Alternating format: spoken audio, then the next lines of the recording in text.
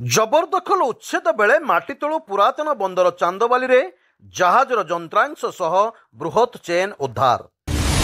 भारतर पूर्व पुरातन बंदर नगरी चांदबाली मुख्य रास्तार पार्श्ववर्ती दुकान गृह उच्छेद बेले माटीतळु बृहत्काय जहाजर लंगर और चेन उद्धार होईछि। स्थानीय तहसीलदार भावतोष मल्लिक और पुलिस प्रशासन उपस्थित उच्छेद कार्य चालू रहिथिला। चांदबाली पुराणा राज्य बंदर कार्यालय पार्श्ववर्ती अंचल जेसीबी मेसीन द्वारा भंगा बेले प्राय 100 फुट लंबर बृहत्काय जहाजर लंगर और चेन माटीतळु उद्धार होई तहसील कार्यालय परिसर में रखा जाइछि।